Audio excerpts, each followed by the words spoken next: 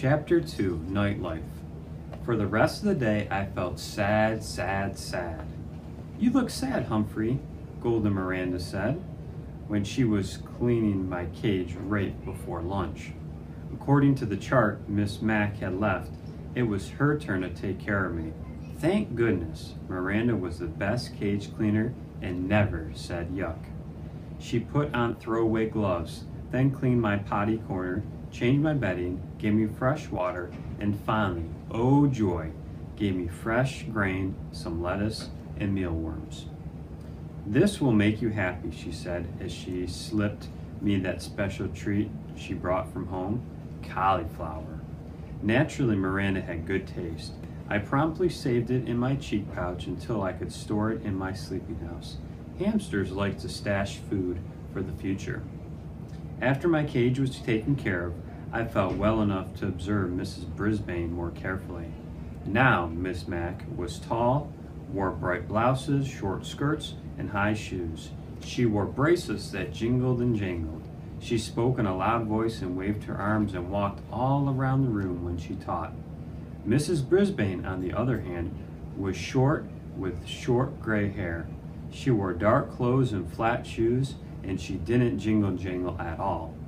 She spoke in a voice just loud enough to hear and sat at her desk or stood at the chalkboard when she taught. No wonder I feel drowsy after lunch. All that nice food and all that soft talking. "Is that all this hamster does? Sleep?" she asked at one point when she glanced over at my cage. "Well, he's ternal," replied Raise Your Hand Heidi Hopper. "Raise your hand, Heidi," said Mrs. Brisbane. "What's ternal?" "You know, ternal. He sleeps during the day," said Heidi. I was wide awake now. "Nocturnal," I squeaked. "Hamsters are nocturnal." "Oh, you mean nocturnal," said Mrs. Brisbane, almost as if she had understood me.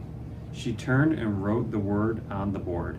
"Can anyone else name a nocturnal animal?" "Owl," said Heidi. "Raise your hand, Heidi," said Mrs. Brisbane. "But that is correct. An owl is nocturnal. Anyone else?" A voice shouted out, "My dad!"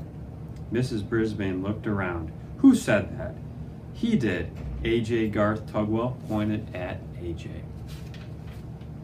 Both boys sat at the table nearest to my cage.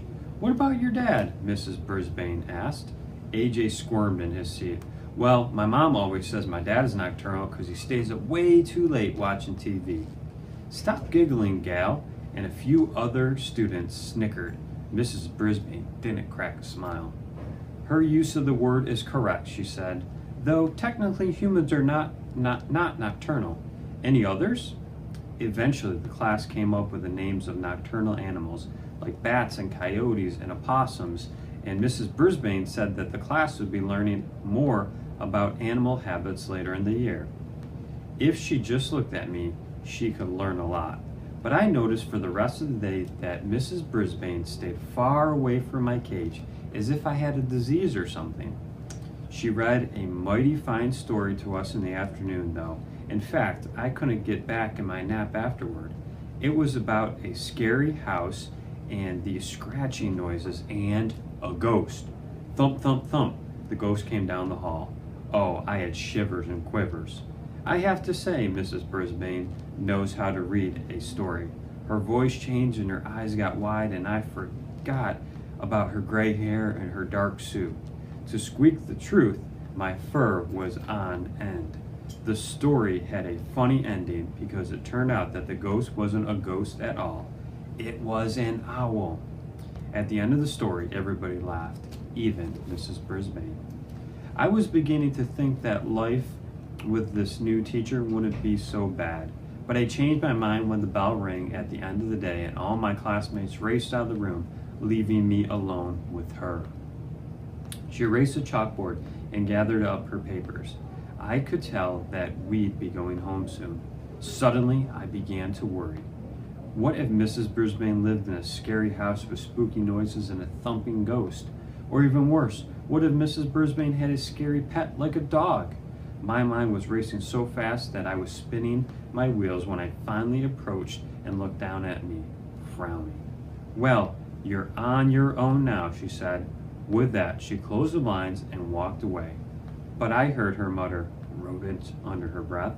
She left the classroom and closed the door. She left me alone, all alone in room 26.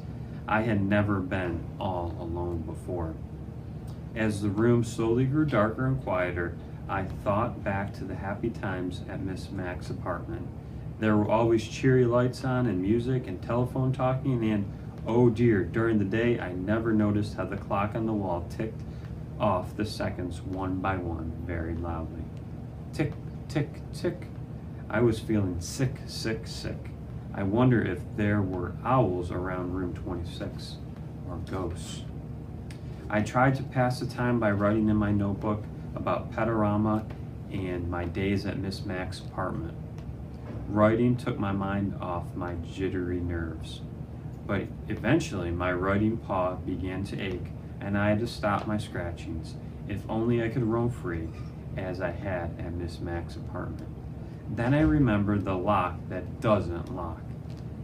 It only took a few seconds to jingle the door open.